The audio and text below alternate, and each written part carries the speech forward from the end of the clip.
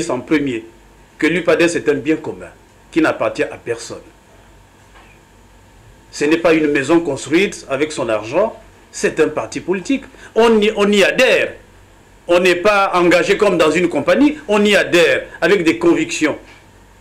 Et on vient faire une carrière politique. Donc il n'y a pas une appropriation de l'UPADES par 2, 3, voire 4, 5.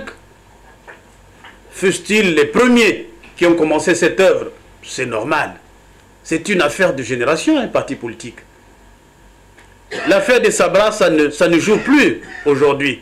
On ne peut pas revendiquer une antériorité et vouloir expliquer tout par cette antériorité historique, c'est pas normal. Donc voilà ce que je voulais vous dire. Les élections locales, et vous ne pouvez plus nous poser cette question, nous avons été à Dolisie. Nous participons aujourd'hui aux travaux préparatoires à l'organisation du recensement administratif. C'est un acte déjà qui nous met de plein pied dans les élections locales. Sauf s'il y a incompréhension avec le gouvernement, parce qu'à Dolisie, nous ne sommes pas allés simplement pour nous embrasser, nous sommes allés pour défendre des idées. Et tout ce qui a été dit à Dolisie, il ne faut pas que ce soit une belle blague. Il faut que le gouvernement se rende compte qu'il a une responsabilité de mettre en œuvre tout ce qui a été dit à Dolisie. Et si le gouvernement est dans cet esprit qui est le nôtre, il n'y a aucune raison que nous n'allions pas aux élections locales. C'est-à-dire qu'il y ait un recensement administratif spécial. Que la CONEL, donc l'organe en charge des élections, obtienne en son sein l'autonomie, l'indépendance financière. En tout cas, que la CONEL ait la charge d'organiser les élections et toutes les élections, depuis les opérations d'en haut jusqu'aux opérations d'en bas. Donc, vous avez bien compris, l'UPADES, dans les conditions idéales qui sont en train d'être mises en place, sans aucun doute, ira aux élections locales. Et parmi ceux qui ont, dont l'acte constitue de l'UPADES, il y a M. Lissouba, il y a M. Matanga, il y a M. Augustin Poignet, il y a M. Kikongangot et Mme Munari. Qui exactement vous a félicité? Mme Munari qui est dans le gouvernement. Première question. Qui vous a félicité? Deuxième question. Lors de votre congrès, lorsqu'on vous avez été élu, vous avez dit, voilà, que vous alliez faire le pas vers les autres frères de l'UPADES, que je ne vais pas citer. Et j'ai cru comprendre que vous dites le dialogue se fait à deux. C'est comme si le premier secrétaire de l'UPADES attendait, comme il a dit, les bras ouverts pour que les Mopeke, les Tambatamba viennent vers lui.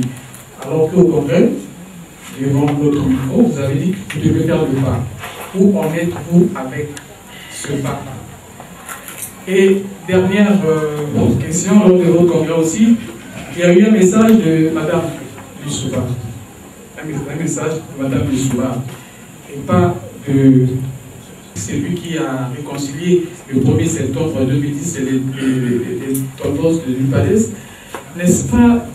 Il n'y a pas eu une sorte de goût inachevé du fait que ce n'est pas lui-même le président de l'UPADES qui a fait ce message. Merci.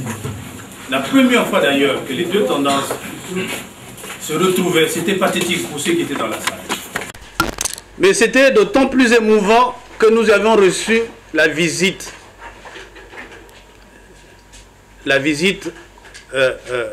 largement applaudie de Mme Jocelyne Lissouba, épouse de notre président. Vous voulez séparer les deux? Oui, Mme Lissouba, épouse du président de la République, ne devrait pas s'impliquer, j'ai pu comprendre, dans la vie de l'UPADES. Lorsqu'elle fait des bonnes choses, oui, on acclame. Lorsqu'elle en fait ce que l'on croit être des mauvaises, eh bien, elle est conspuée, elle est vouée aux gémonies, et peut-être même jetée aux orties.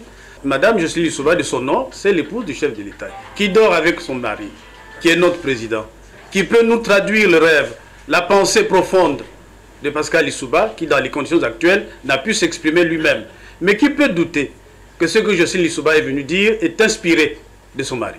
Qui pouvait douter? En son absence, qui d'autre pouvait nous faire ce message? Alors, mais ce n'est pas tout. Nous n'avons pas dit qu'on se contentait simplement de ce message. Mais c'est un message comme d'autres l'ont exprimé. D'autres, comme les délégations venues de l'intérieur, ont fait des messages. Madame Lissouba se devait, elle qui est aux côtés du président, elle aussi de faire un message de témoignage pour savoir que le président était quand même au courant qu'il y a un congrès qui se tient à l'UPADES, qui se tient au Congo, un congrès de son parti. Non, n'allons pas toujours fouiller dans les caniveaux, dans les poubelles. Ça, ce débat, moi, je trouve de bas de la ceinture, mon frère. Oui, nous avons été applaudis par ceux qui ne sont pas dans logique de confrontation, d'affrontement. Il faut qu'on en finisse. Vous avez cité Poignet, il n'est plus en vie. Vous avez cité Kikungango, il n'est pas ici avec nous, mais nous avons reçu des témoignages de ceux qui sont en vie, qui sont les pères fondateurs. Père fondateur, ça veut dire qu'on a été au congrès constitutif ou à l'assemblée constitutive du parti. Voilà comment on devient. Tous ceux qui n'ont pas été, et nous-mêmes, nous n'avons jamais revendiqué, nous qui parlons, que nous sommes membres fondateurs. Mais nous sommes membres à part entière, tous ceux qui sont dans cette salle. Et ils n'ont pas moins de droits que les membres fondateurs. Il ne faudrait pas qu'une confusion s'installe entre membres et membres fondateurs. Les membres fondateurs ont le droit, le privilège d'avoir assisté à la naissance de cet enfant qui prendra le nom de UPADES. Mais les autres qui sont venus 2 jours, 1 mois, un an plus tard, ils sont eux aussi membres de l'UPADES et ont tous les droits d'élire ou de se faire élire dans les instances du parti. Alors, oui, je l'avais dit, faites bien de le rappeler, je ne me dédirai pas, mais chaque chose a son temps. Peut-être que les conditions psychologiques aujourd'hui ne permettent pas de faire ce pas. Nous sortons il n'y a même pas 1 mois du congrès. Les esprits sont encore crispés. Et vous d'ailleurs, vous avez vu. Nous n'avons pas les premiers à lancer l'estocade, comme on dit. C'est les autres. Nous n'avons rien agi qui irait dans le sens de la division. Vous auriez pu me dire, mais vous êtes en contradiction avec votre message de paix, d'unité, de réconciliation, comme vous l'avez si bien dit à la clôture du congrès, parce que voilà l'acte que vous avez posé. Nous n'avons pas posé d'acte contrevenant qui pourrait justement faire que nos frères, qui peut-être aussi nous attendent, se braquent. Au contraire, c'est eux qui posent des actes, qui sont sur les médias, qui ne reconnaissent pas les instances issues de ce congrès. Mais comment? Qu'est-ce qu'on va faire? Quel autre congrès? Vous savez, si on revient sur l'histoire du parti, certains qui critiquent ce congrès, ce n'est pas notre propos. En 1995, un de ceux qui crient aujourd'hui très fort n'est pas venu au congrès. Il a refusé de venir au congrès, estimant certainement, à raison, peut-être, que le congrès était mal organisé. Il n'est pas venu. Mais le congrès tenu, il était dans les instances et il a pris sa place. Et comme si de rien n'était, il a continué avec nous. En 2006, nous avons fait un congrès. Ah, ce congrès, il est illégal, il est ceci. D'accord. Il y en a qui ne sont pas venus. Donc, c'est un peu comme rédhibitoire au sein de notre parti. On ne vient pas au congrès, on ne dit pas pourquoi on ne vient pas au congrès, mais le geste que nous avons fait pendant le congrès, M. Maungu, peut-être que vous y étiez, nous avons demandé à ses frères de venir expliquer devant les militants, devant les congressistes, pourquoi ils boudaient le congrès. Voilà une occasion pour eux de dire, et peut-être même d'avoir là un débat contradictoire qui serait certainement de très grande portée. Ils ont refusé. Préférant aujourd'hui s'exprimer à travers vos colonnes de journaux, à travers les médias, les télévisions, les radios. Alors que l'occasion leur était donnée de venir parler devant les congressistes, qui eux aussi ne comprenaient pas pourquoi. Alors que nous avons commencé de préparer ce congrès ensemble. Nous avons rédigé ces documents ensemble. Ce sont même leurs documents. Et comment expliquer qu'au moment où on doit aller au congrès, on trouve d'autres prétextes? Bon, peut-être que ne voulait-il pas que le congrès ait lieu, mais les militants de l'UPADES, dans leur écrasante majorité, voulaient de ce congrès. Sinon, ils ne seraient pas venus. Donc, cet engagement, il demeure d'aller vers les autres. Faut-il encore que ces autres soient dans des conditions psychologiques qui acceptent ou qui me permettent d'aller vers eux? Il faudrait que je me rassure quand même que la porte me sera ouverte. Or qu'aujourd'hui, je n'en suis pas convaincu que si je faisais le premier pas, qu'ils m'ouvriraient les portes. Mais j'attends. J'attends jusqu'à ce que la sagesse entre dans cette maison, dans leur maison. L'homme me vient à l'esprit à propos de son appel au président Denis Sassou Nguesso de ne pas réviser la Constitution. Vous êtes un parti.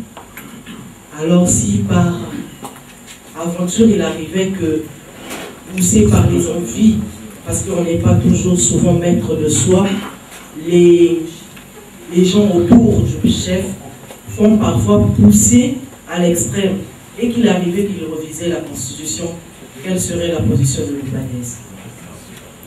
Celle-là, c'est la première. La deuxième, aujourd'hui en Égypte, quelque chose vient de se produire, l'Union panafricaine pour la démocratie. Alors que cela vous inspire aujourd'hui le président Mohamed Morsi, chassé du pouvoir, quel est votre point de vue là-dessus? Je disais que je commençais par l'Égypte. Nous sommes là dans l'actualité internationale. Un coup d'État vient de se produire en Égypte. Le président Morsi a été renversé par les militaires, même s'il y a un habillage. Mais c'est...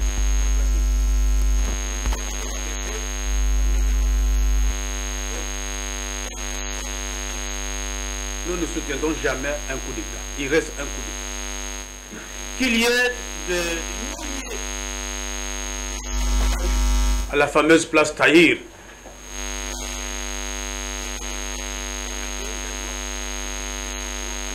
Grand pays, le plus grand pays du monde arabe, qui ne peut pas encore revenir à ses âges anciens de coups d'État, de coups de force. Ce n'est rien d'autre qu'un pronunciamento. Et nous qui avons connu les coups d'État, nous qui avons été balayés par un coup d'État, nous dont le rêve a été brisé, nous ne pouvons pas soutenir un coup d'État quel qu'il soit. Et donc nous sommes contre ce qui vient de se faire en Égypte. Ceci étant dit, il faut laisser au peuple égyptien régler ses problèmes internes. Mais en ce qui nous concerne, si nous avions à dire quelque chose sur ce qui vient de se passer en Égypte, c'est condamner le coup d'État. Parce que par principe, nous sommes opposés au coup d'État. S'agissant de l'appel que nous avons lancé en direction du président de la République sur ce qui pourrait arriver, une révision ou un changement de constitution, parce qu'on ne sait pas encore qu'est-ce qu'il prendra, ou peut-être rien. Pourquoi pas? Peut-être rien. Si d'aventure, il écoutait les courtisans, parce que tous ceux qui parlent, ce sont les courtisans, qui veulent en fait défendre leur beefsteak, excusez-moi, qui veulent rester. Mais bon sang, on a adopté une constitution.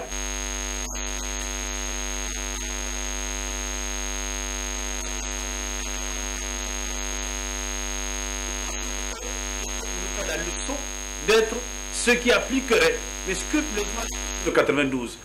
Eh bien, quand ils sont arrivés aux responsabilités, ils ont simplement déchiré la Constitution pour s'en donner une, taillée sur mesure.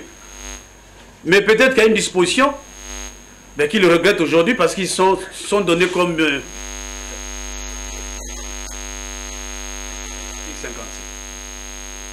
Nous nous en tenons à cela, il ne peut pas avoir de révision.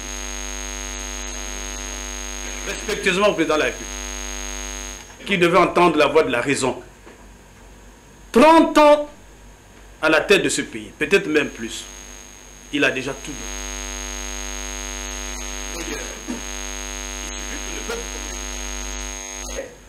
Et la sécurité, mais que le président de la République laisse ce pays en paix, comme lui-même il le dit toujours. Alors nous, vous demandez quel serait notre avis, et nous condamnerons la révision, de même que nous condamnerons le changement de la Constitution, qui est plus grave, c'est un coup d'État constitutionnel.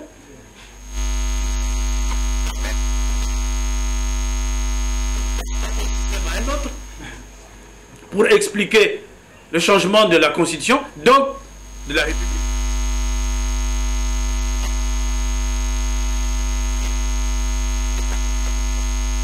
Je crois que les militants, les dirigeants, il y a une unanimité parfaite. Nous sommes opposés et à la révision et à la... que nous ferons. Et on verra avec les forces vives, avec l'ensemble des forces vives et le peuple congolais. Il y aura certainement une dynamique qui s'opposera et à laquelle forcément l'UPADES s'y associera.